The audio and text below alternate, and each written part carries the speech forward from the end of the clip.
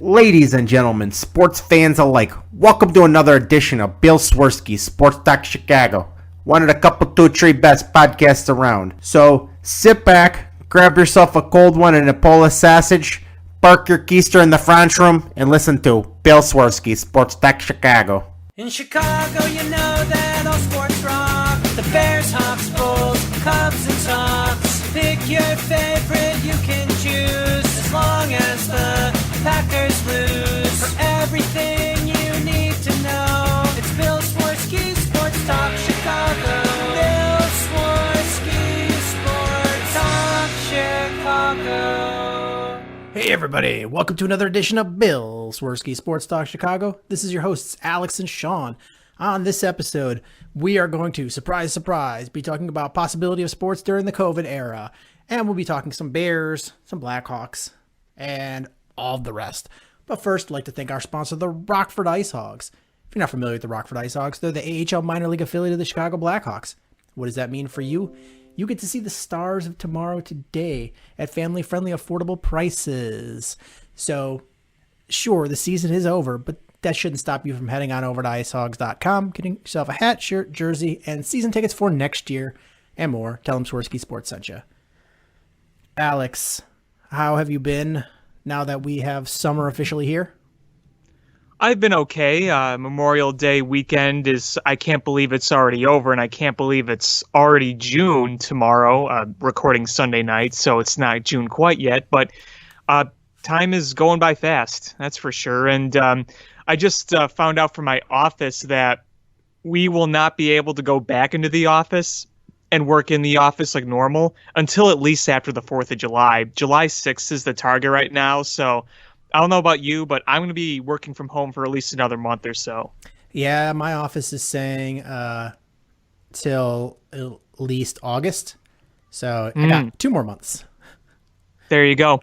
Even when they start opening our office, it's voluntary to go back in because it's going to be kind of like a phase type coming back. It's not just going to be one mass coming back. It's going to be like in phases. So when I'll actually be back in the office for good, I really don't know. Yeah, we're the same way. They're going to, I mean, I typically work from home 2 days a week.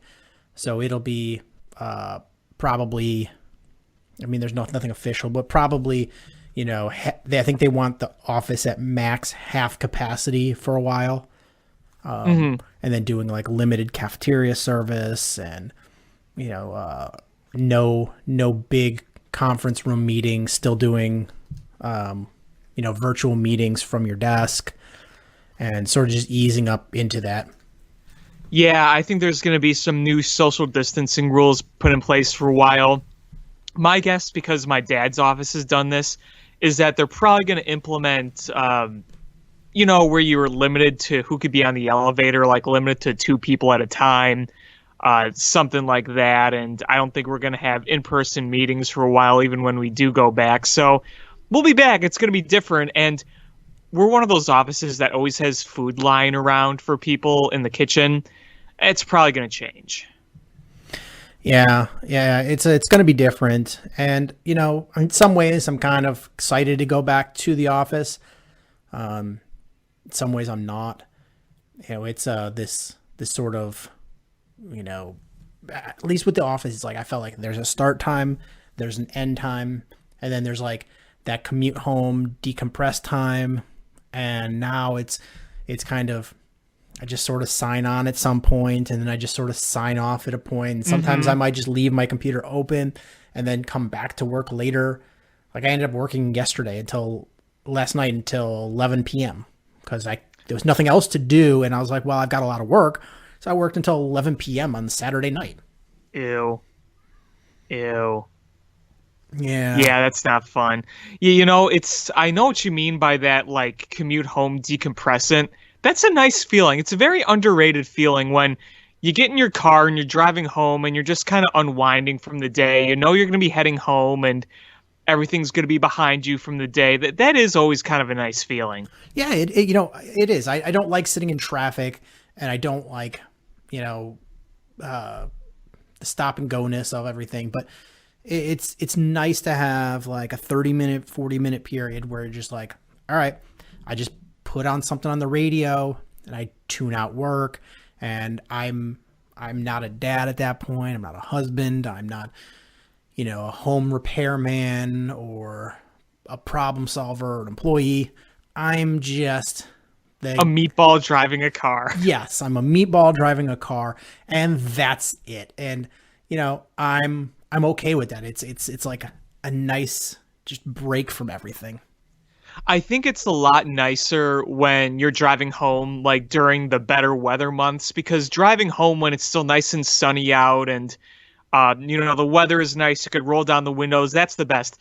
It's a lot harder for me to decompress after work when I'm driving home when it's pitch black and snowing out at 5 o'clock, when it's, gets dark so early. And you're like driving through sleet. It's dark and you're just like, that's it. My day is over. Yep. Yeah, exactly. Like I'd say from November to February, I think is the hardest, like drive to, like commuting both ways. Honestly, those are the worst months, but I really like it when it comes around spring, summer, and early fall, when it's still nice and bright and sunny out when you're driving home. And, the other thing too is when it's snowing and sleeting, obviously traffic slows up quite a bit, and it's harder when the weather is not as good and it's not nearly as bright out, when you're only relying on headlights and street lamps to light your way and not the bright sunshine. So it's definitely much nicer to drive home when it's nice and sunny. Yeah, but the bad part about it, like when you're driving home in the summer, is you see you're coming home from work, I'm gonna eat some dinner, and then just kind of unwind a little bit, play with the kid, and then start getting ready for bed, and you see all these people in their beach attire and getting ready to go out and have fun, day drinking, and you're just like, I hate you so much.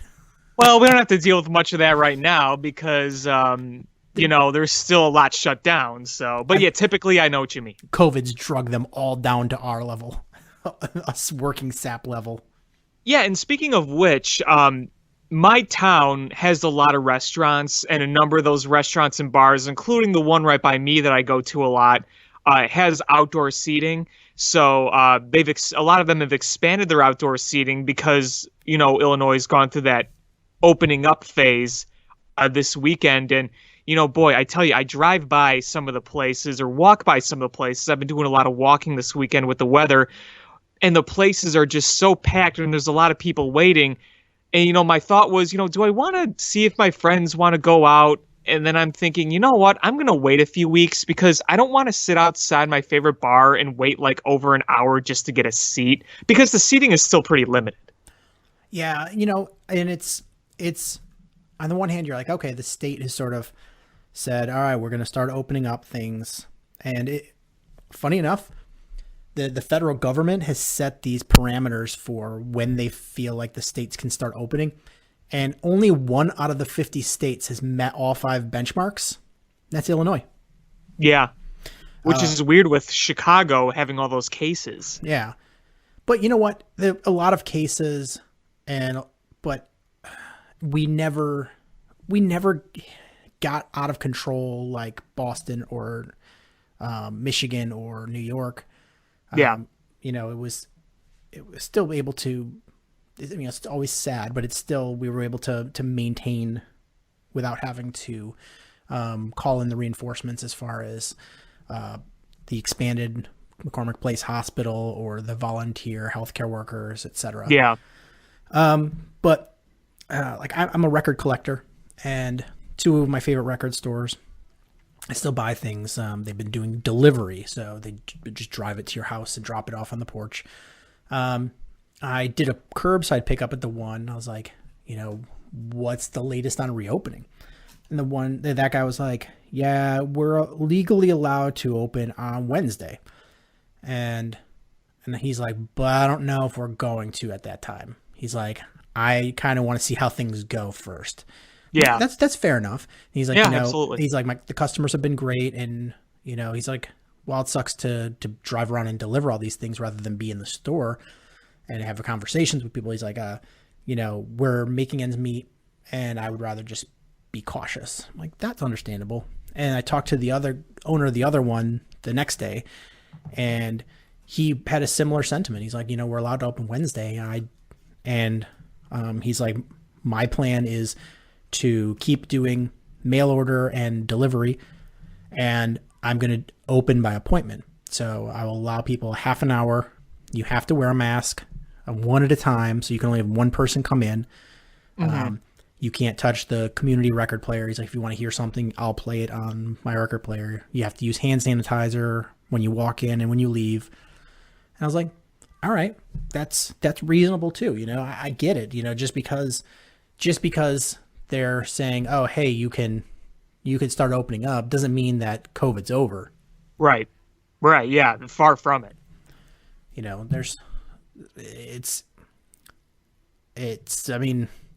A lot of health experts are saying that we're in this for the long haul as far as it being here.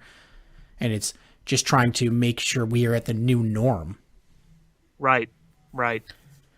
And, speaking of that new norm is we're starting to, I guess, pull back the curtain and see what that new norm is, at least the short-term new norm for sports.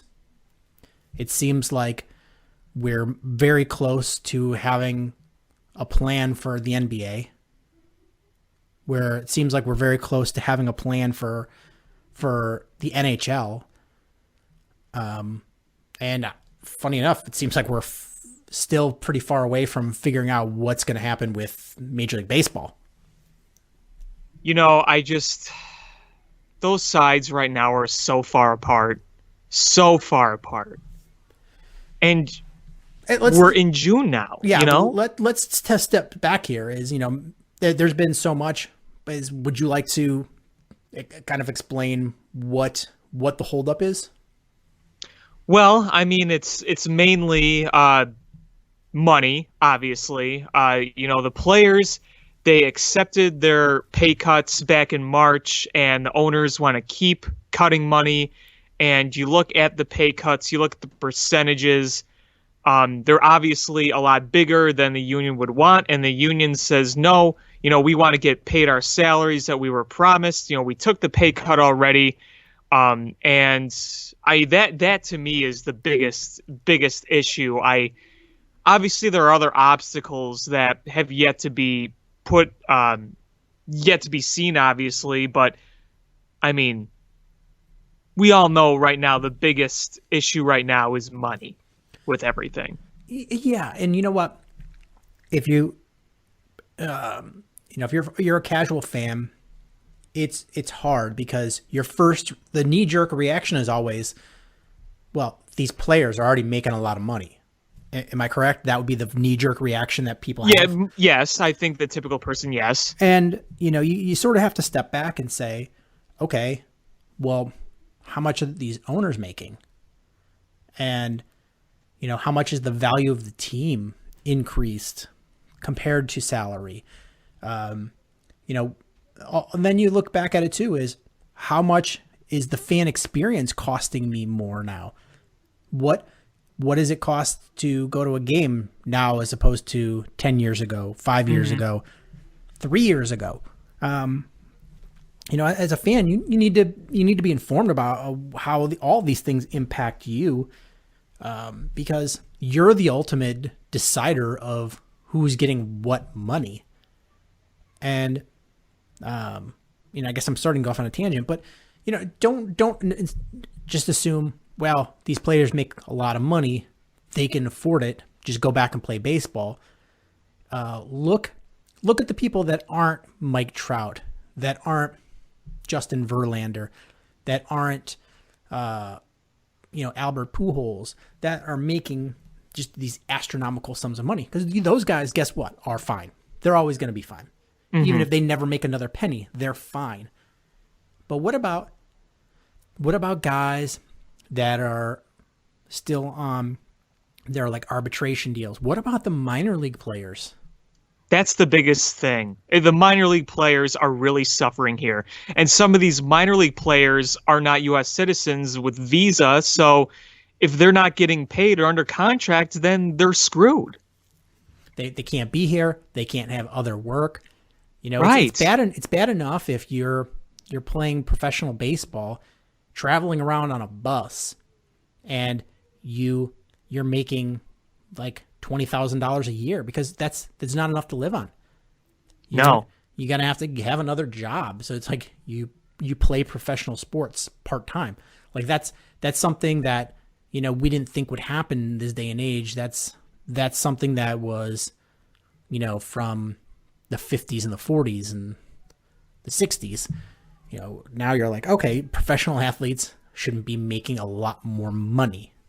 And they will when they make it to the majors. But there's a lot of guys that are, I like to call them quadruple A players. Mm-hmm. But they're very, very good at playing baseball. They're just not good enough to be on the 26-man roster or 25-man roster of a pro baseball team. They're just not quite good enough.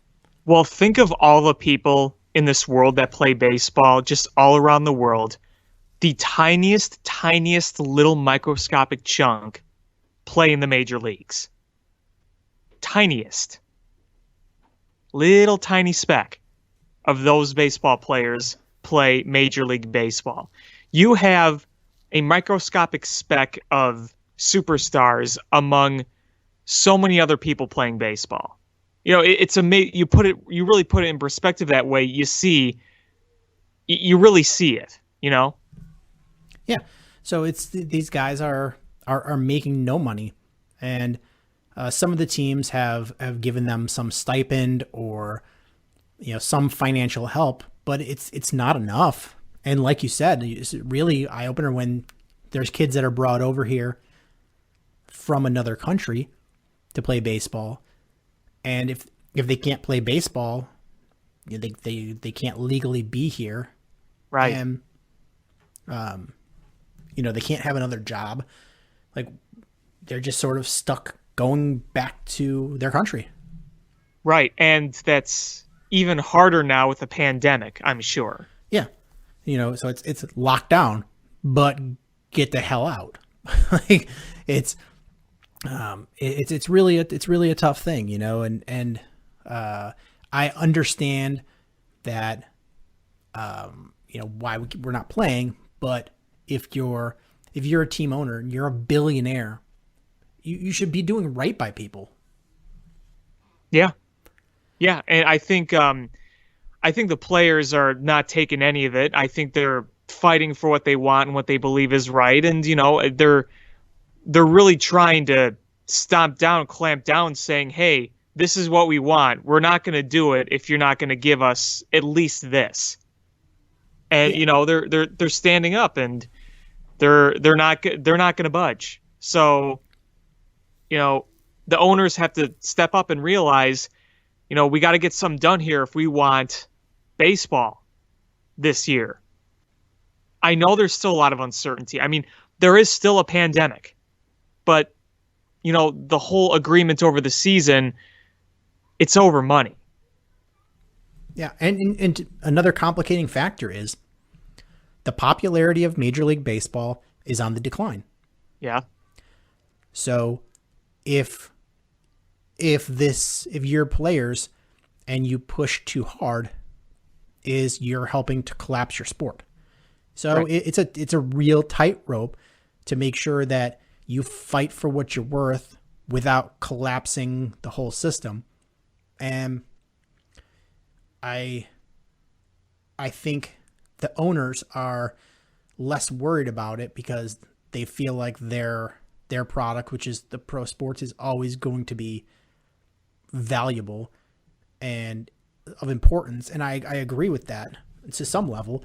But when you're the players, as your popularity of your sport declines, you're hurting all those future players that are coming after you.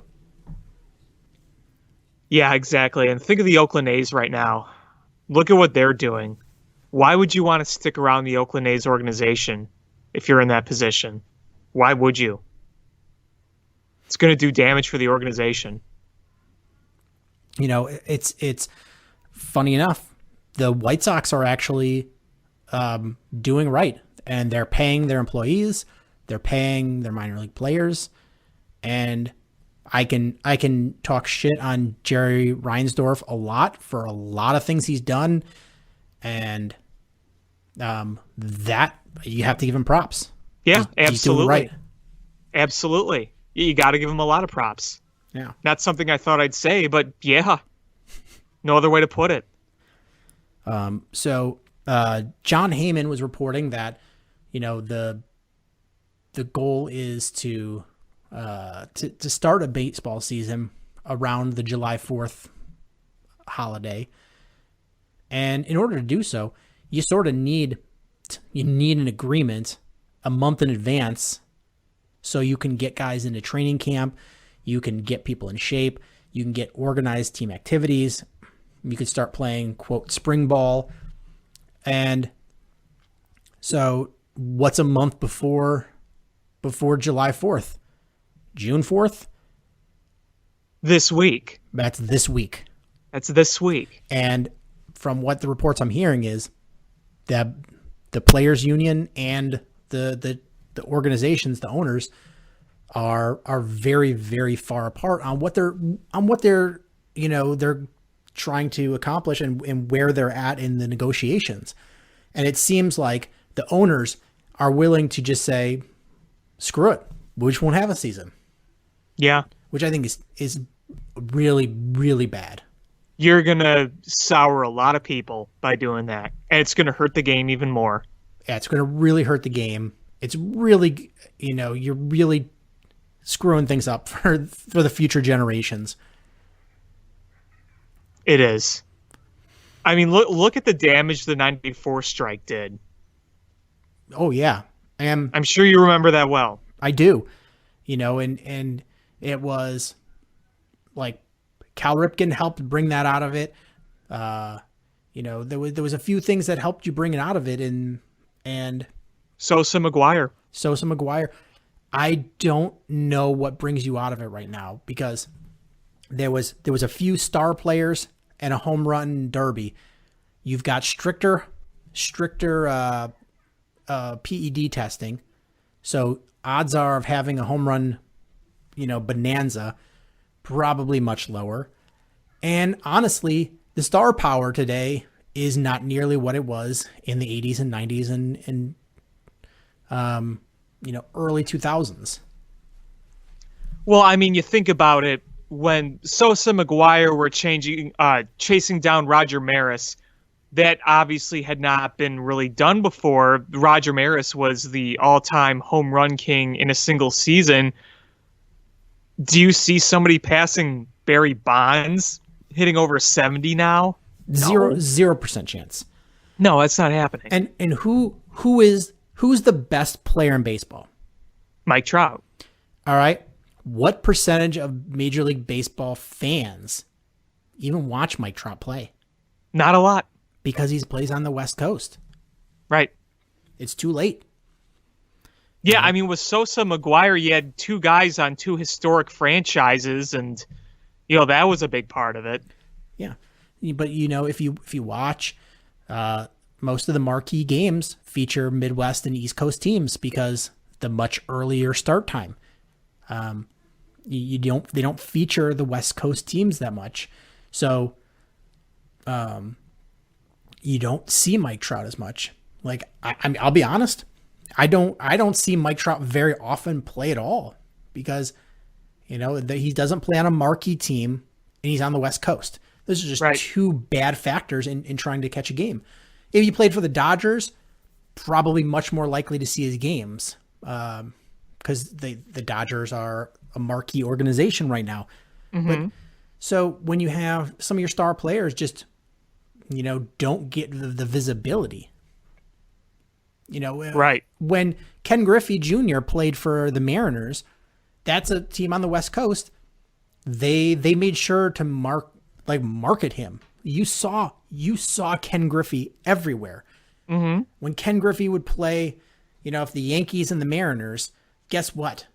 They put that game on Sunday night TV. They just had an early start time, so the East Coast could watch it. It was they made things work in order to feature those players because he was a superstar. And I just don't feel that same way as I did back in the 80s, back in the 90s, how they did it. And that's another tough factor is, if you don't have the star power and you don't have a historic record chase, what is going to put butts in the seats? Yeah, that's a good question. It really is. Obviously, baseball has superstars today, and the baseball fans watch them closely. But to me today, the stars of baseball aren't among like the stars of other sports like they used to be. I mean, in '98, when Sosa McGuire was doing their thing, that captivated sports fans all over the globe. As good as Mike Trout is, you don't see a lot of like diehards of other sports caring nearly as much. And not just Mike Trout, you throw in Mookie Betts, throw in Christian Yelich, throw in Chris Bryant, throw in Javi Baez, throw in Cody Bellinger. It's not the same as it once was. I mean, look at LeBron James in basketball. He captivates the entire world. Look at Tom Brady in football. That captivates the entire world. Because baseball isn't as big as it once was, that makes a big difference on its own, like you were saying earlier. And honestly, I'm going to throw this out there, and you probably won't like hearing it. I think sabermetrics, it really pushes the team more than the star power. And I think that's going to hurt the comeback as well. I love the numbers of baseball, and I think just deep down, diehard baseball fans love numbers. And but when I was a kid, and even through when I was your age, it's baseball had the simpler stats. We cared about wins. We cared about RBIs. We cared about batting average. And, what the hell was WAR? Like, honestly. So it was, oh man, look at the RBI race. Triple Crown. Triple Crown was huge. Oh, sure. Home runs, the batting average leader. That was a big deal. The wins leader. You'd look at the back of a baseball card. Who had the most wins in 87? Oh, man. Now nobody cares. So it's your star power is judged by numbers that the average fan doesn't know what that means. What the hell is WAR? What the hell is BABIP? Yeah. like I can look at I understand what those numbers mean and why they're much more important, but to a casual fan, I can look at an RBI. I know what an RBI is. I know what a win is. And those things seem like they mean more. I know what you mean. I think that's a pretty solid point. I think that's very valid. I think the only traditional stat that's still loved today as it was ever before is the home run. Yeah, and to be honest, is that important? No, because typically home run guys lead to more strikeouts, and strikeouts are bad. You want on base percentage, you want on base plus slugging. You're not the traditional numbers don't mean as much, and those traditional numbers are the ones that fans can understand. Like your grandma can come in and be like, oh, this guy hits a lot of home runs. Yeah, I get that. This player got the win. That's clearly important because they got the win. Winning is the important part. So I just, when you can bring in a casual fan and point to, oh, look, we hype these numbers that you understand, I think it makes it for an easier transition for everybody to just come back aboard, as opposed to come back and learn about BABIP. Yeah, it's funny you mentioned that. My grandma and my grandpa have been watching baseball for like 80 years now, and if I went up to them right now and said, do you know what Chris Bryant's BABIP WAR and WUZR plus was, they would look at me like I was from Venus. And they probably know a lot about baseball. It's just the difference of how things have progressed over time. And, I'm a numbers nerd and a baseball nerd. I like those things. Sabermetrics kind of appeals to me, but I get why the average fan just doesn't care. Right. Sure. No, yeah, absolutely. Same way. It's just, it's tough. And I don't know what the answer for baseball is how they come back if they cancel their season. I think it's very important for both sides to just be like, listen, let's just meet in the middle and go on about this. And if there's anything that's long-term that we want to fight about, let's fight about it in the off season. This is too important. We can't have a lost season. No, it would really hurt to have a lost season. It would hurt really bad. And the other thing too is if you lose this season and you're going to have CBA negotiations coming up, well, that's even scarier. If you have 2 lost seasons in a couple of year span, that's sport's done. That's MLB's done. Yeah, you're going to be as low as the NHL. You would probably have to contract teams at that point.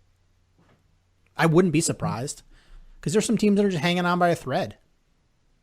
Like, you have small market teams like the Tampa Bay Rays and the San Diego Padres and, those types of teams. And could you imagine multiple lost seasons? It's tough. It's tough. So, I mean, I hope for, fans' sake, because I want to see baseball again. Me too. And I don't want to have to pick a favorite Korean team to root for. No knock on Korean baseball. I need a favorite team to root for. I need to know who to root for. I can't. Yeah, me too. I'm a meatball. I can't just watch a game to enjoy the sport. I have to have somebody that I'm rooting for to win. Absolutely. When I watch a bunch of football games, I see, okay, do I like this team? Do I not like this team? Do I need this team to win to benefit the Bears? Do I need this team to lose to benefit of the Bears? Every game, no matter what I watch, I try to find some rooting interest, even in a Super Bowl. And I love college football. I love college football better than I like the NFL. And I watch quite a bit of college football. And I mean, Michigan is my favorite team, but there are so many teams I root for because I've established along the way. I'm like, all right, well, I'm rooting for this team. So then anytime I watch them, I'm like, okay, well, then this is my team. So like I've got a Michigan's my favorite. And then after that, I root for most of the Big Ten teams. I don't root for Michigan State and I don't root for Ohio State. But most of the other teams I root for. And then after that, I've got like a bunch of just like random ass teams that I'm like, oh, I root for. Like I root Meatball fan Rutgers over here. Yeah, like I'm like, all right, well, that team's on the TV a lot, and they have a blue field. I'm rooting for them because they got a blue field. Why not? Why not? It's always hilarious, like because I'll watch bowl games, and my wife's like, "What team's playing?" And I just like these random schools, and she's like, why are you watching that? And I'm like, oh, because I'm rooting for Boise State. She's like, you've never even been to Idaho. And I'm like, doesn't matter. I'm a Boise State fan. Boise State. Boise State. Well, I'll tell you. For me as an Illini fan, it was fun watching their rejuvenation this past year and seeing them get back to a bowl game. They had some incredible wins this past year, and it kind of reminded me how much I like college football because I hadn't watched that much over the years because, the Illini are my main team, and they've been so bad, but, this year kind of helped remind me how much, I enjoy it. Right, absolutely. Boy, the wins they had against Wisconsin on the walk-off field goal, and then when they beat Michigan State on a miracle drive where Peters had to throw with 4th and 16. he just had to bomb this pass and it was caught to convert the first down and then leading them to a touchdown. That was excitement I felt, something I hadn't felt in years. So what you're saying is you've rekindled your love of Lovey Claws. You are darn right, and I'm sad because Lovey Claus shaved his beard. He posted a picture and I was sad. So I want to talk now. We got where baseball's at, but it seems like the NHL and NBA are actually fairly close to coming back. NHL seems like maybe a little closer than the NBA. But it's so the NHL seems to be a little more behind concrete, but like there's still some question marks, like where the NBA seems like we have a date, we don't have all the I guess the details, and NHL seems like we have a lot more details, but we don't know the dates. When is things happening? So NHL is taking the top 4 teams in each conference, and they're a lock to make the Stanley Cup playoffs. Just they're going to do a round robin for the seeding, and then the remaining 8 best teams from each conference will then enter to be in the Stanley Cup finals, the Stanley Cup playoffs. And they're going to do it in 2 hub cities, which they haven't chosen yet. But it sounds like it's going to be between Chicago, Columbus, Dallas, Edmonton, Las Vegas, Los Angeles, Vancouver, Minneapolis, Pittsburgh, and Toronto. And so you already have what the brackets are, and Chicago is going to play Edmonton in that first playoff round. I need you to help restrain me because I'm going full meatball with this. Do you think Blackhawks are going to win that? Here's the okay. Okay. Hear me out.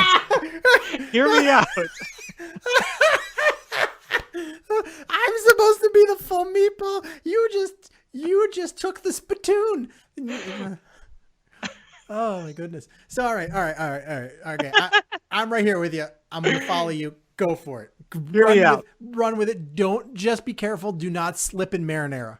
I've already slipped in plenty of marinara and hit my head. That's why I'm saying these things.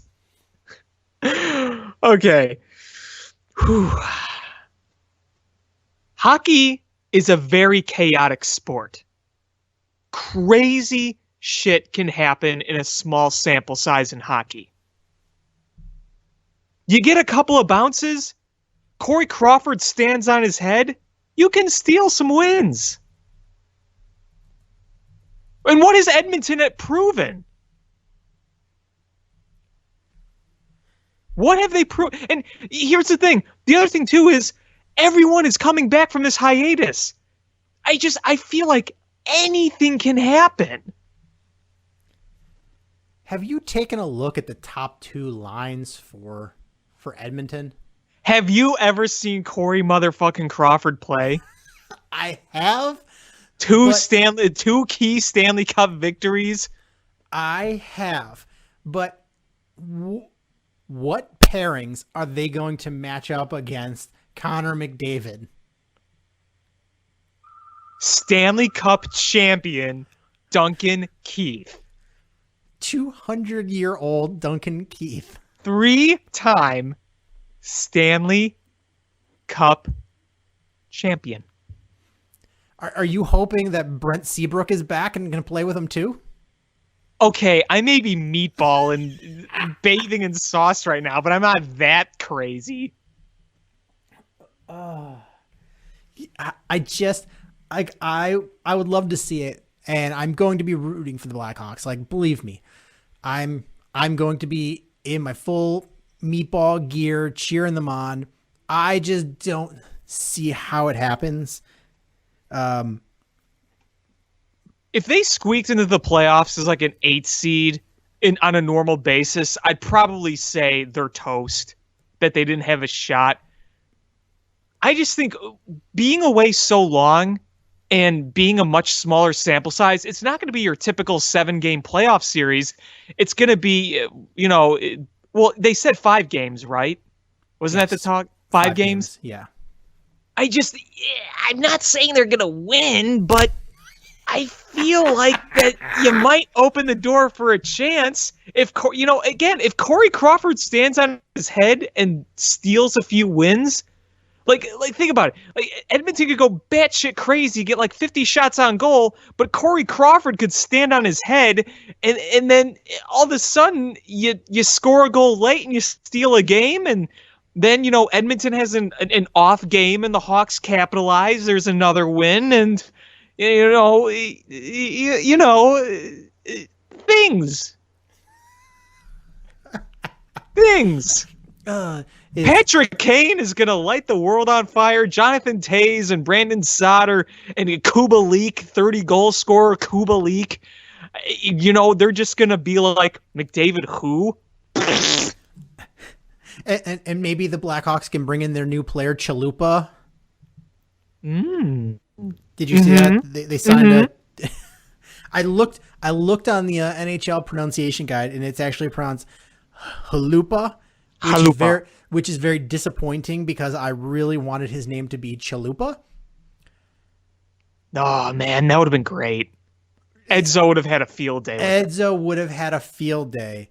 I mean, who knows when he's going to play? He's 21 years old, when he's going to be on the big squad. But, man, if you could just, like, Chalupa scores! Meatball horn. I'm telling you. Meatball horn. And we're all doing Chelsea daggers for chalupas. Taco Bell will have a field day. They're just like this is what we've been waiting for forever. If he scores 3 points in a game, free chalupas at Taco Bell. If he scores a hat trick, free Locos Tacos and nacho fries. They're like, this is what we've been waiting for since David Burrito retired. Oh, that would be great. The chalup. All right, so that's where we are at the NHL. It's just kind of when. And we're going to go on our run, and we're going to take Stanley back home. And Lori Lightfoot was very supportive of Chicago being one of those hub cities. And I don't know what it matters. I mean, for the city, I'm sure it'd be great, to get the hotel revenue and get the stadium up and running. But I mean, there's not going to be fans, so right. I don't know what it matters. I don't know what it matters for us. I don't really care. Because guess what? It's going to be hot. You're going to have shitty ice conditions. That's going to be another thing, man. You're going to be swimming in soup trying to play hockey. I know it is going to be like brutal with the humidity, because you can even keep it frozen, but that humidity is going to make it tough on the ice. They're going to have to Zamboni that twice a period. Well, they've gone through late Stanley Cup runs in the past, but if they're playing in August, oh boy. Yeah, it's going to be brutal. July and August. They're going to if they're going to play in Las Vegas. Oof. Yeah. And then are they going to be allowed to so I'm guessing it's not going to be too bad, because I'm sure before, I think we were talking about if they have 2 hub cities and they're in Canada traveling back and forth, but I mean, it sounds like one city for each conference. So you would just be riding it out in that one city for the time being, and you wouldn't cross over until the Stanley Cup Finals. So it'd be so you just have continuous games, basically? I think so. I think you're just going to have hockey on 24/7 for a couple of weeks. I'm just telling you, the sanitation crews are going to have a pretty tough task, even without fans. You think about those locker rooms, those benches. Oh, I know. There's going to be so many dumps in those toilets. Oh, you had to go there.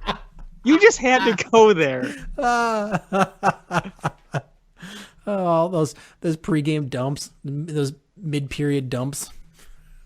You had to go there. We were having a nice conversation of the Blackhawks rising back and winning their 4th Stanley Cup in 10 years, and then you had to go there. What better way? What better way to honor the 10-year anniversary of the 2010 Stanley Cup champion Chicago Blackhawks than to win another Stanley Cup? They won it in the 5-year celebration. Why not win it 10? I like your optimism. I just don't know if I can appreciate the realism. I'm not saying it's realistic. Realism, here's the thing. If this tournament happens, realism is going out the window. To hell with it. I have, missed sports for quite some time. I just want something to root for again.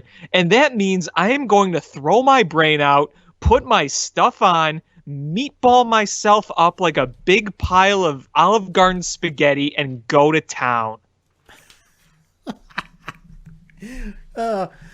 Mom, Parmesan me. Son, we've used it. I said Parmesan me. I told you to get more Parmesan. I got 3 containers. There's a whole tournament going on. How's it supposed to last me? Get back to the store. This was the last one.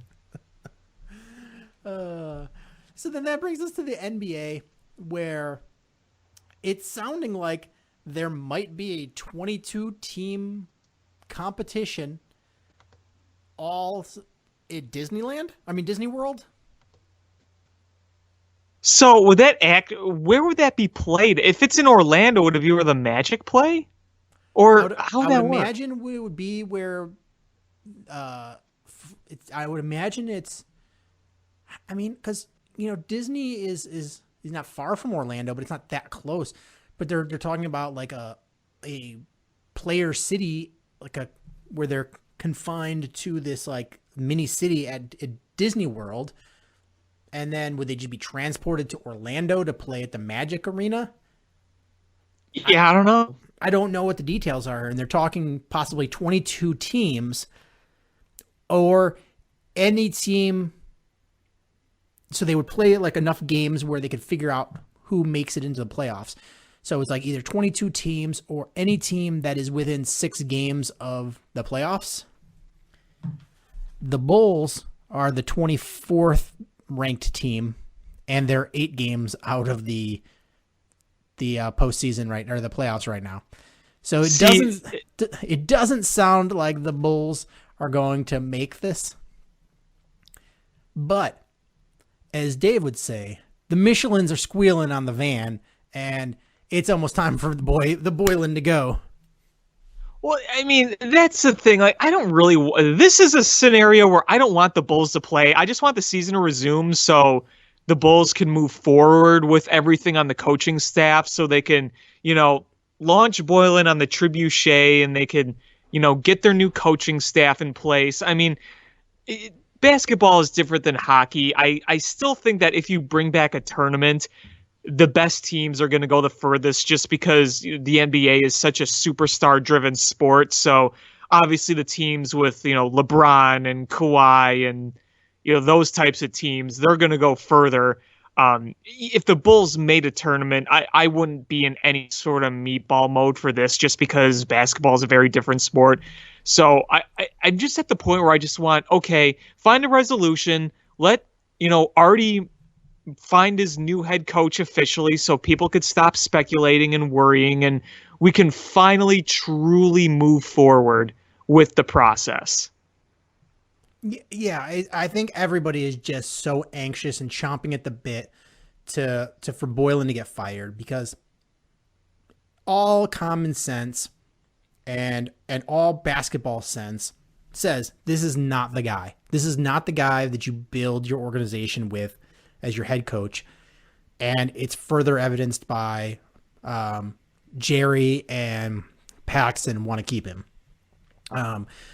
So you're like, okay, well, this guy's got to go. And honestly, it's, from what I'm hearing and what people are telling me, it is the only reason he's not gone is because they don't know what's going to happen with the season. Exactly. And I think it's probably tough if you fire him and then you're like, oh, hey, you've got to come back and play some games. You're like, well, is he still the coach? Do you have to have like an interim coach for these couple of games?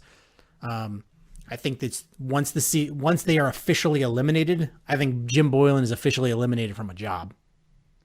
If this was the off season, we'd probably already have named a new head coach by now, or at least would be still searching for one. And you know what's kind of nice is I think it's funny because bringing in a new GM and a new president of basketball operations, I think in some levels it sets you back a little bit as far as preparing for the next season because you're organizing still, you're filling out your staff, you're evaluating what talent you have, what your goal is, what your financials are, how you plan to allocate cap space going forward, getting your draft analysis ready. And honestly, it's a setback because you are, although you are probably an expert in what you do, your new team hasn't worked together and you're still evaluating. And what's kind of funny is I think the way everything sort of played out with COVID-19 and the way they actually found, I think, a guy that's good in AK, and the way the situation's kind of played out, I think it's kind of working in the Bulls' favor here because he's already done his scouting because it was at this point, he's probably already almost finished scouting everybody he wanted to scout.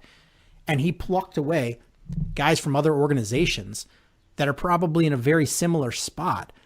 So now they have all this downtime with no basketball and not, with a lot of uncertainty, where they've all gotten together and said, all right, let's put all of our former team's scouting information together to form our new Chicago Bulls scouting reports. Yeah. So now you've got this super report that has all of your information from that other teams have collected. You've had the time to really figure out what you want to do, and with players that do you want to trade these players? How do you want to allocate cap space? I'm sure AK has already figured out a small pool of guys that he would like to be the head coach. So now it's starting to come together. It's, once they officially declare the season is over for some teams or it's still going for other teams, I think then he can just really, hit the ground running at that point because I think he's had time to acclimate himself to this position. Mm-hmm. And, and then once those lottery balls come in, it's all systems go for AK. Yeah, I totally agree.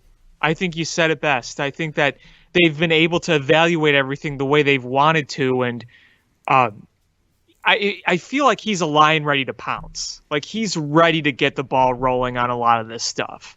I feel like how it's all played out for him so far. I think everything has played out, kind of how he would want. It's gotten the guys he wants. He's got the control he wants.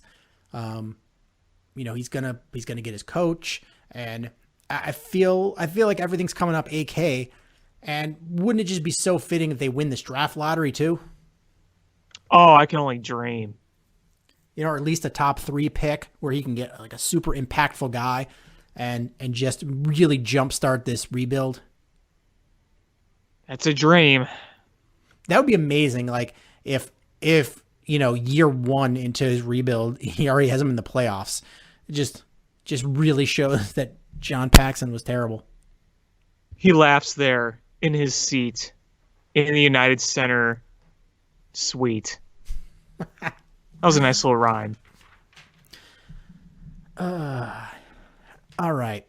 So I guess I want to talk a little bit of Bears. There's not a lot going on here, but there's a few things that I've been meaning to talk about and I just haven't. Mm-hmm. The first is I saw a list of all the general managers in the NFL. And they're ranked by how long they've been in their position. Mm-hmm. Where do you think Ryan Pace falls on that list? I'm going to say bottom third. Smack dab in the middle. He is the 16th most tenured general manager in the NFL. Oh, you're saying by seasons. Yeah. Okay, all right. Sorry, I kind of misunderstood what you said. Yeah, that makes sense. All right, Matt Nagy. Where do you so this is the list of head coaches ranked by the number of years they've been in their current, not a number of years as a coach period, number of years as a head coach in their current role. Where does Matt Nagy rank among the NFL head coaches? So bottom being fewest, top being longest. Yes. I'm going to say around somewhere in the middle. 16th. Yeah. That's crazy. He was hired January 7th, 2018. So not even 2.5 years ago, and he's already halfway to being he's already in the halfway point of the most tenured head coaches in the NFL. Yeah, I mean, there was a lot of turnover the past few years, obviously. I mean, Belichick's got to be the longest, right? Belichick is up there. Mike Tomlin. Yeah. He's up there. Andy Reid's been with the Chiefs for a number of years now. Andy Reid. Let me actually grab my phone quick, and I will tell you the whole list. Hold on a second. I'm trying to think. Bill O'Brien's been around for a while. All right, I'm back. This list. Dun, dun, dun. All right.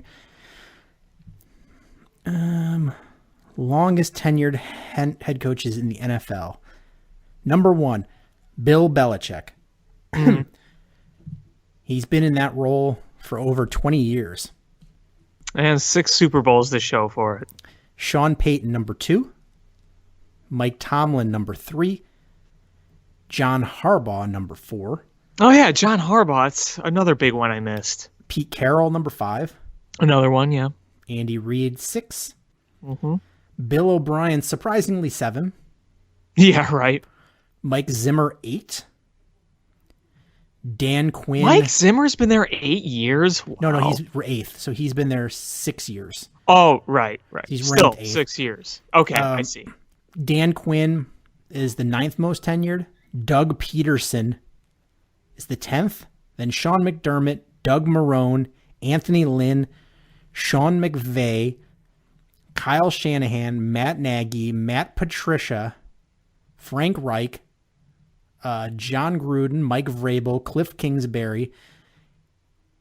Cliff Kingsbury, who's been there a year and a half, is 22nd on the list.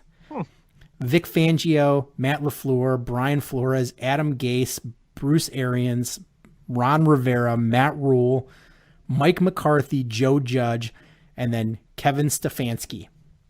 Well, it's funny. You listed 2 guys on there towards the bottom that haven't coached with their new team yet. If you would have listed Mike McCarthy as a Packer or Ron Rivera as a Panther, they'd be up there. Yeah, but just in their current role. And then it's funny, the GMs, you have Jerry Jones has been the GM since 1989. Man. Mike Brown has been the Bengals GM since 1991. That long. Why doesn't that guy get fired? Is Mike Brown one of the owners? Or, does he have an ownership? I'm not sure. Then Belichick, then Kevin Colbert from Pittsburgh, Mickey Loomis from the Saints. Like, those 2 make sense. Rick Spielman for the Vikings. I guess that makes sense. He's, the team's been pretty good. Thomas Dimitroff with the Falcons, John Schneider from the Seahawks, then Howie Roseman, John Elway, Les Snead, David Caldwell. But it's amazing how this list just suddenly turns. Andrew Barry, Bill O'Brien at the bottom, Ron Rivera is the general manager. He's number 30. Eric DaCosta of the Ravens, but he just got promoted up. He was like an assistant GM or director of player personnel or something like that. But he was the guy they were grooming to be the GM once Ozzie Newsome retired. But like Mike Gutenkunst, like I don't even know who that is. He's the general manager of the Green Bay Packers. Brian Gutenkunst. That's a great name. Brett Veach. Brandon Bean. These are guys I don't know. Any relation to Billy Bean? Probably not. Yeah, but so the Bears, these guys that they've hired are already like middle of the road as far as their of their tenure of that position, which means that they've got to be shit or get off the pot mode, I guess. Yeah. Yep. You saw your 1 year of success, and now you gotta have more because most of it has not been good. Yeah. And then leads to that is I saw that there was a report that the Bears are going to give significant reps to both Nick Foles and Mitch Trubisky when preseason starts. Yeah, it's going to be a legit competition. They're not going to favor anybody. They're going to say, let the best man win. Truly, it wasn't just all fluff. And I'm all for that. And I'm seeing a lot of fans upset by it, or fans that are choosing sides. And I don't understand. Choose the side of who wins this, whoever's better, choose them. Whoever's the better quarterback. My side is the Chicago Bears. And I don't care who quarterback, if you got John Wayne Gacy to quarterback the Bears to 12 wins and a Super Bowl, I don't care. I'm going to root for him. But like you've got two guys that career-wise have underperformed careers, other than if you take out that block of Nick Foles, that 1 year of the playoffs. For the most part, his career's been kind of underperforming, and his career stats don't differ that much from Mitch Trubisky's, other than length of time. So it's not like Nick Foles is a shoo-in. It's not like, oh, we're getting Nick Foles, the Nick Foles that was in the Super Bowl that, helped beat the Patriots. That's not a surefire thing. They decided to keep, a guy with a bad mustache and Gardner Minshew over Nick Foles in Jacksonville. So that's where they're at. So, we have to be realistic about the two guys we have. One guy is on his path to becoming a draft bust, and he's at the crossroads of his career for the most part of, either he figures this out or, he's probably going to be a career backup along the way. And you've got Nick Foles, who is he the guy who, couldn't maintain a starting job anywhere, but has been the best backup probably ever. It's a tough battle, and I don't know how you can just be like, well, this is the side I'm picking. And number two is, I want the correct information out there is Nick Foles isn't a $20 million Bears quarterback. Like, look what we're paying for him. We're paying a far less value for Nick Foles based on Jacksonville picking up that signing bonus and paying that all. And the Bears have a far less, salary obligation to Nick Foles. Yeah. I'm pulling up the numbers here, but I think he's $8 million, the Bears, for this because year. they restructured the deal a bit. I think it's around 8 from what I remember. Yeah, they restructured the deal, and Jacksonville picked up all of the signing bonus. So the Bears don't have any of the signing bonus obligation, and they don't have, and they did his contract. So I'm looking. Nick Foles is going to cost the Bears $6.6 million this year. Yeah, it sounds about right. And last year they paid the backup quarterback like what, $5 So it's in that same ballpark. It's not astronomical money. Yeah, I think that's one thing that people have to look at and really remember is how they restructured the deal. Don't look at the Jacksonville numbers per se. Yeah. So Nick Foles is 6.6 this year and 6.6 next year. And so they redid his numbers. It's not like he's that much money, especially when you're looking at Dak Prescott that wants $40 million. Okay. Oh my God. It's so Nick Foles is not, it's not, I've seen a lot of people who are like, well, he's $20 million quarterback. That guarantees he's going to be the starter. No, you want the guy who's going to come in there and do the best job. Is right. Part of the problem. I mean, there was a lot of problems on offense last year. One of them is health. One of them was bad quarterback play. One was bad offensive line play. One was not being able to establish a running game. And I think in the view of Matt Nagy, health you can't control. And I think he's looking at it as, well, I'm going to play these guys through, I rested everybody through the preseason and I still had injuries. So I'm going to play these guys to try to get the offense ready to go for week 1. And I honestly look at him as a guy that's going to try to use the passing game to establish the running game, much like New England does, and much like the Saints have done at times, where your running game is predicated on having a proper passing game. And I think part of that is opening up the playbook. And if you feel that,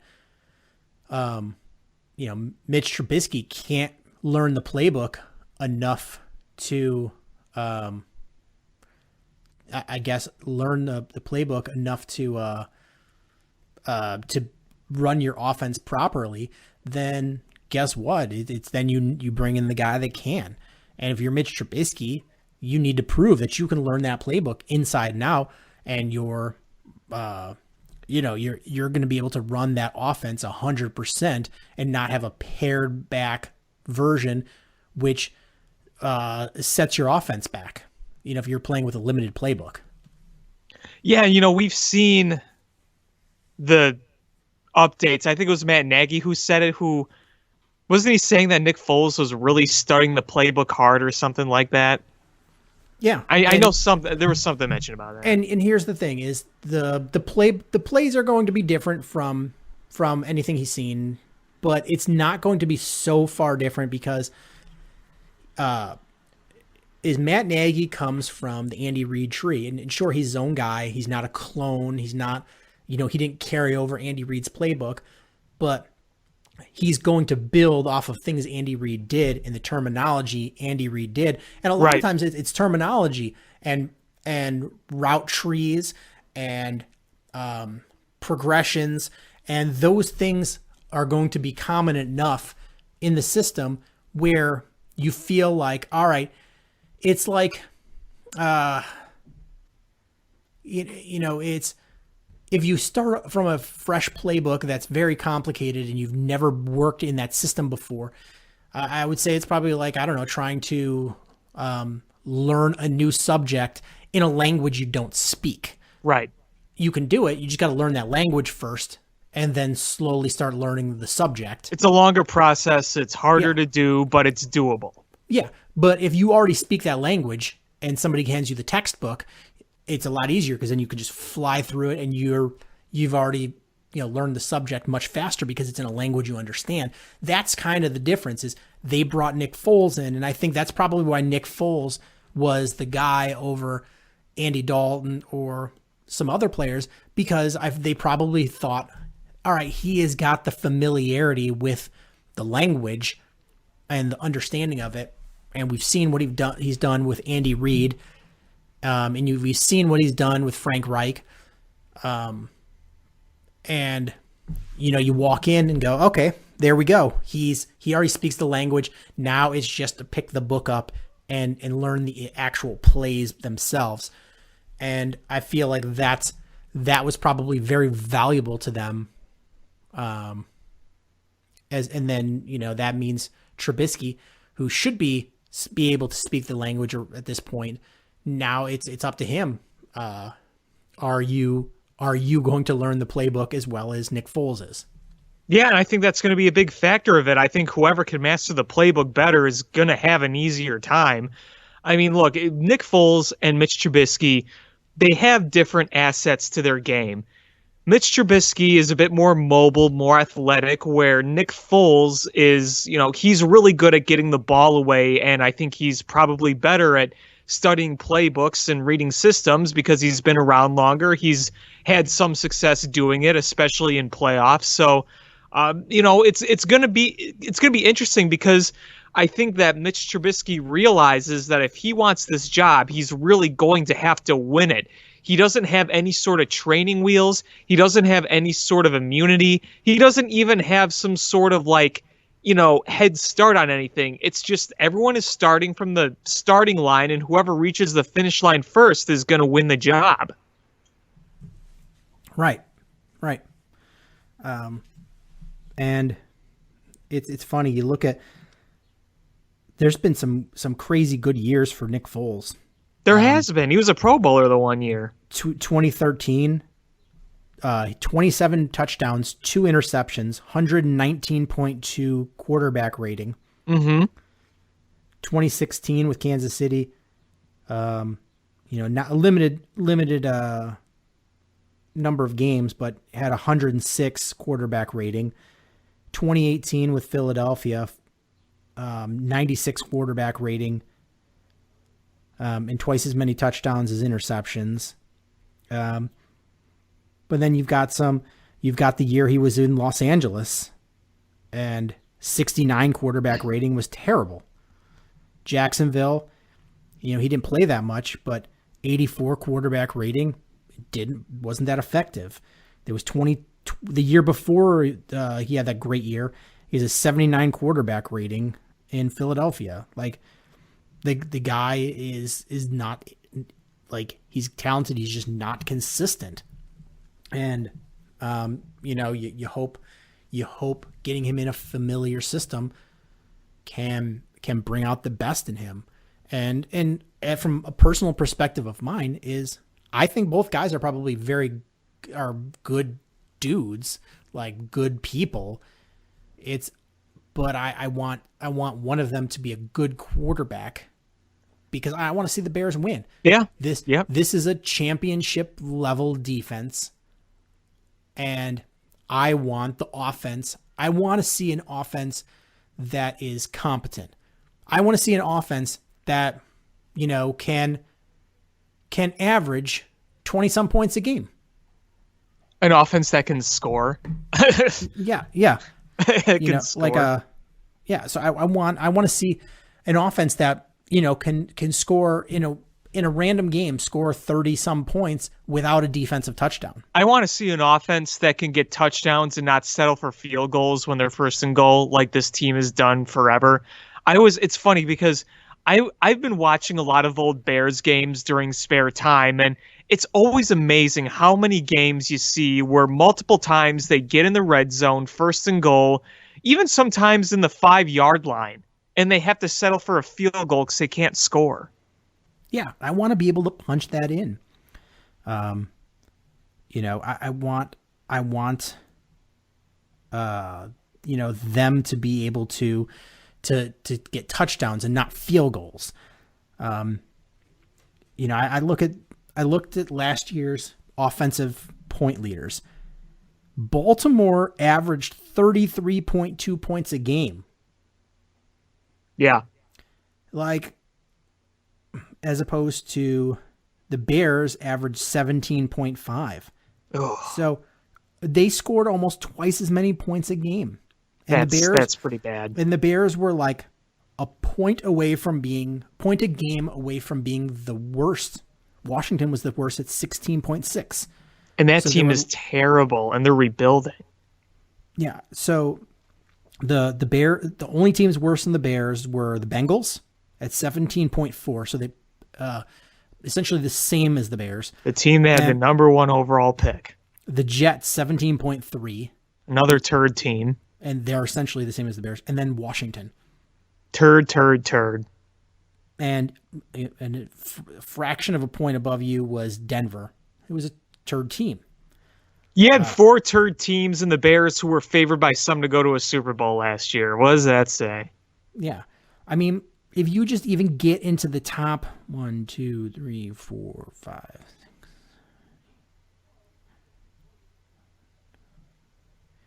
If you get into the top half of scoring offenses and you score 24 points a game, so essentially a touchdown more a game, you are an infinitely better football team. Yeah, I mean, think about it. You score, the more you have the ball, even just apart from just scoring, the more you just have the ball, the longer drives you have, that's less pressure on the defense. How many times have we seen it where the defense plays well so much throughout the game, like the first 3 quarters, but then they're out there so much is that they're tired, and when they're tired, they give up late crushing drives because they're not scoring and giving them any relief. We see it all the time. Yeah. So it's like if you could score that, if you get middle of the road offense, middle of the road, just you can think win. of, yeah, you could win. So last year, let's see, game 1, you score another touchdown, and that's a push. Let's see. So that loss against the Raiders would have been a win. You still lose to the Saints. You beat the Chargers. That's 2 more wins.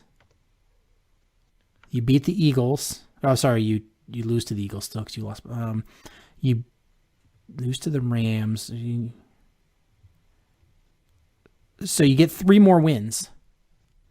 So that makes you an 11-win team. You're a playoff team. Mm-hmm. Yep.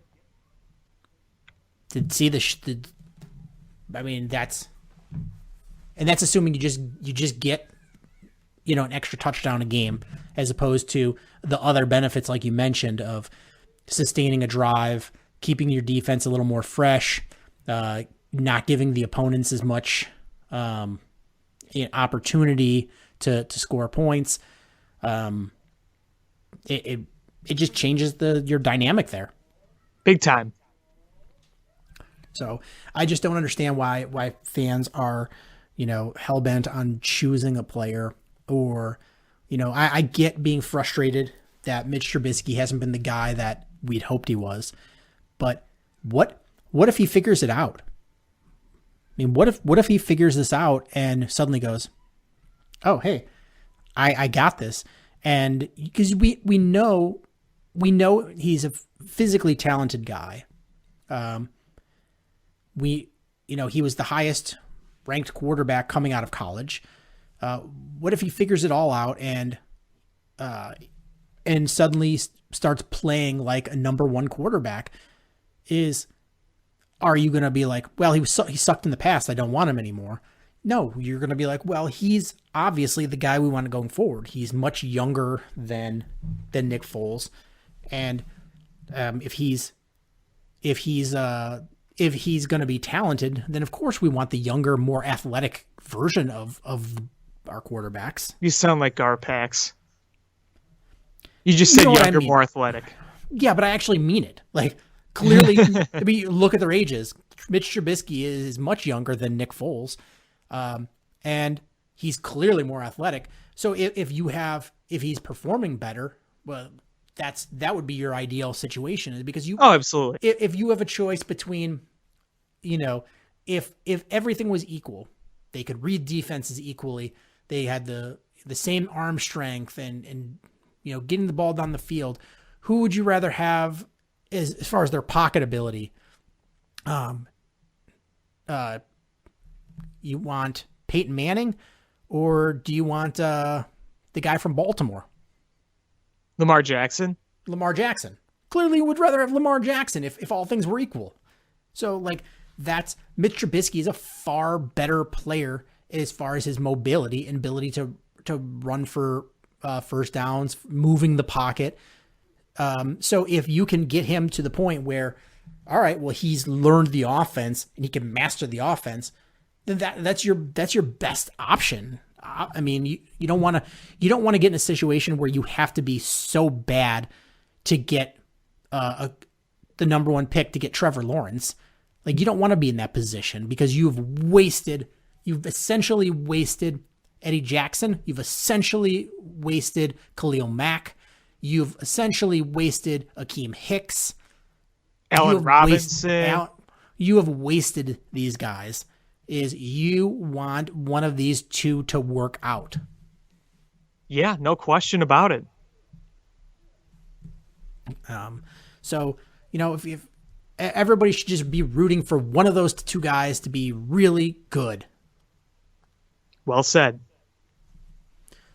So, I don't understand why in the world you wouldn't want a competition, because you want the cream to rise to the top. Yeah. Just doesn't make any sense to me, because this is a championship caliber defense. There's really no holes in this defense. No, I mean, you upgraded your secondary with draft picks, which is really good. You updated your corners. You got a bit more depth.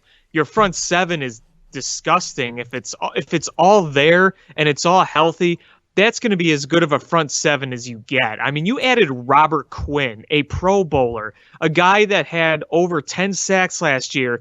You add him with Khalil Mack and you put Akeem Hicks in there. Boy. Yeah, it's the biggest question mark I thought on the defense last year was the other edge rusher position outside of Khalil Mack, and Leonard Floyd was not getting it done, and we upgraded him, extremely upgraded him. Because you know what you're getting from Robert Quinn. You know how good of a player he is.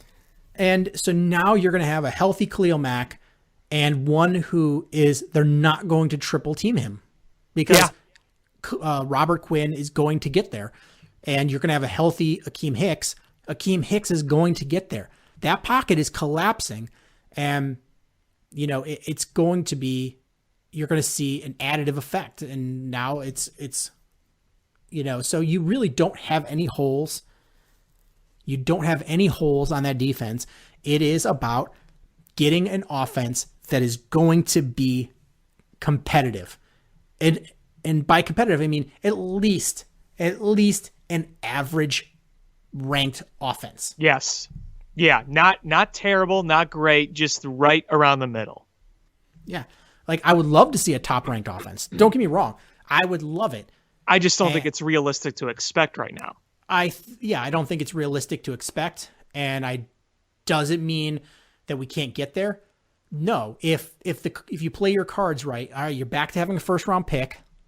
You have a full cachet of picks, going forward, and you're going to have some cap space, and you can improve on the offensive line.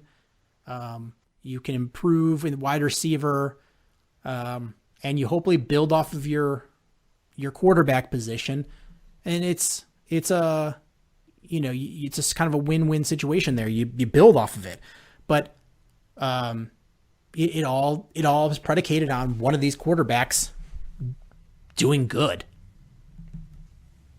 Yeah, exactly.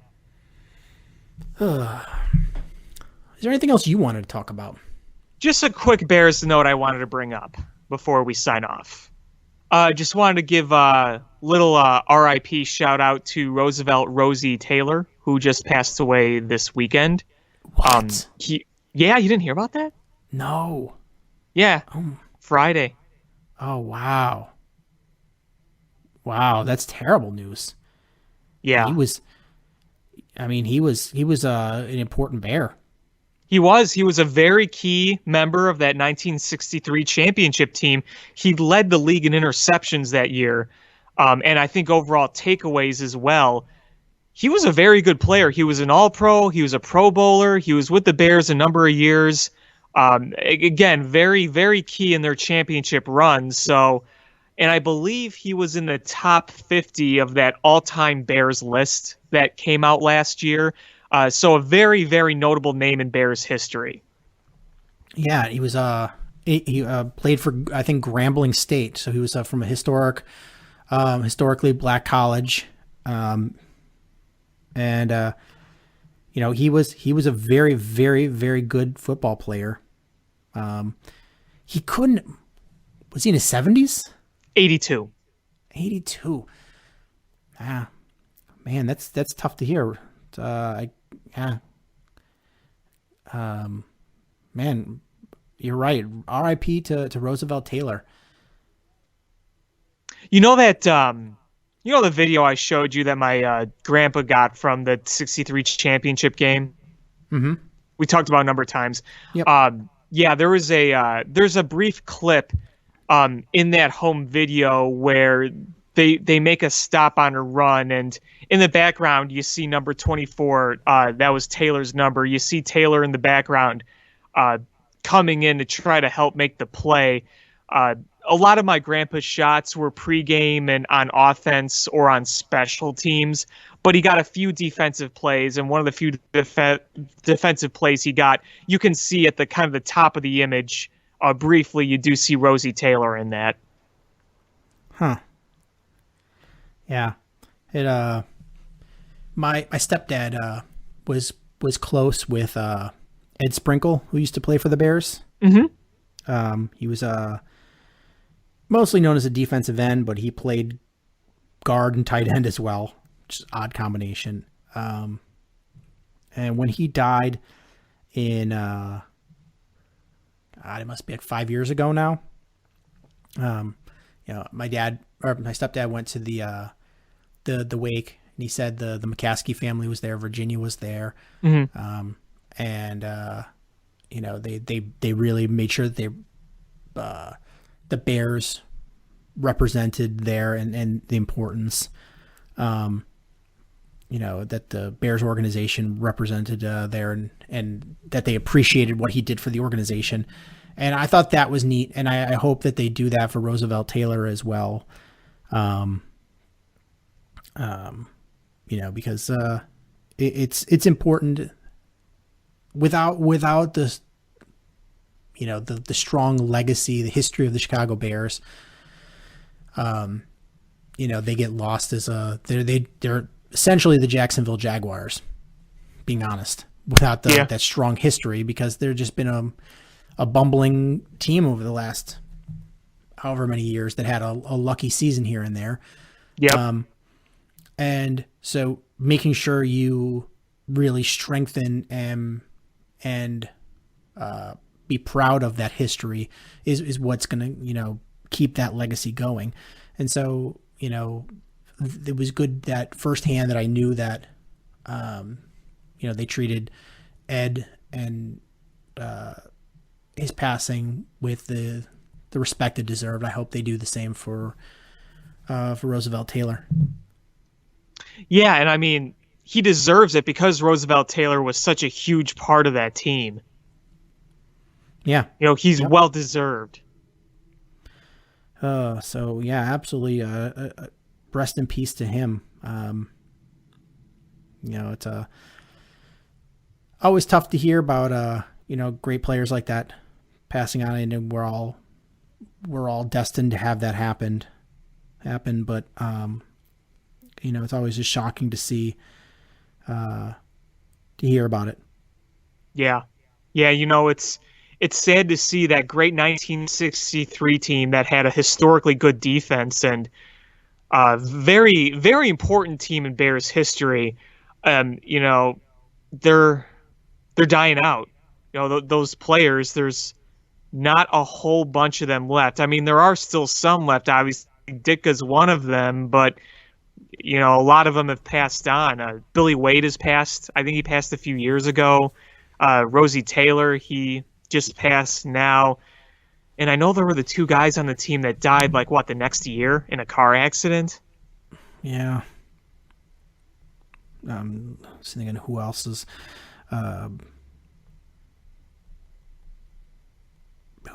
still alive? Is Bull still alive? I think he is. Ronnie Bull? I think he's still alive. Let me see. Ronnie Bull. Yeah, he's still alive. He's 80. Okay. Let's see. Is Rick Caceres still alive? Let's see. Let me pull up the whole team here. I think Johnny Morris is still alive. Rick Caceres. No, he died in 2013. Did he? Yeah. All right. Who else were we asking? Let's see. Is Johnny Morris still with us? Let's see. Yeah, looks like it. 84 years old. Let's see. Who else? Yeah, Willie Gallimore was one of those who died young in that car crash, I believe.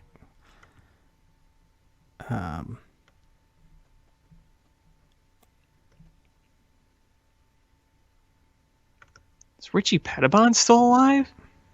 I don't think so. Oh, doesn't have a date of death, so I think he is.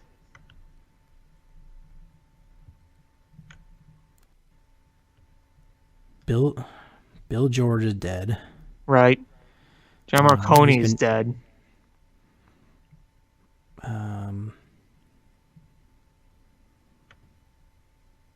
I think a lot of these guys are dead. Wow. Yeah, because I know, let's see, when did Billy Wade died? Just a few years ago, yeah. Yeah, jeez. Obviously, Dicka's still alive. Duh, coach. I was playing the Superfans for my daughter, and I realized some of them got a little, Yeah. I was like, smoking crack and Smoking crack is not legal on planes.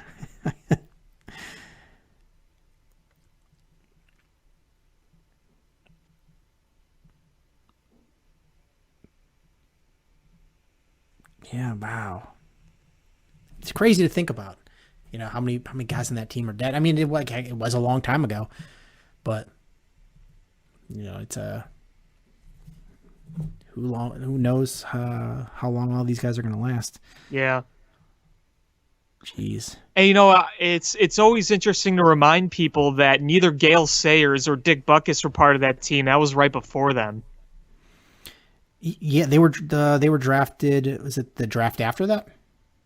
I believe so. It was right after. Yeah, so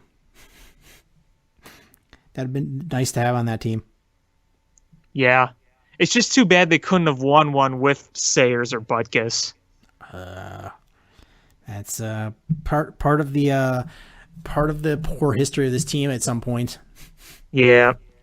At one point they were just like the model franchise, and then just they were hot garbage for a while, and then hopefully we can bring them back to being an organization of prominence. That would be nice. That would be really nice. But I guess that's about it for this episode. So I want to thank everybody for listening. Please make sure you hit subscribe however you listen to podcasts, whether that's iTunes, Stitcher, YouTube, the TuneIn app, Spotify, Google Play, etc. We should be on everything. Share this podcast with your friends. That's how we grow the show. Follow us on social media at ShyFanPat1, at Swerski Sports, Facebook.com/Swerski Sports. Thank you guys so much for listening, and until next time, bear down. Cubs win! What a lucky break! The good Lord wants the Cubs to win! We thank Dick and God for all they have provided. Cubs win! Cubs win! Cubs win! Oh, I don't want her. You can have her. She's a Packer fan. She can't fit in my van. And she looks like Remember, New Yorkers, smoking crack is not legal on planes. Bears 31 to -7. The Bears. Oh, when the Bears go bearing down.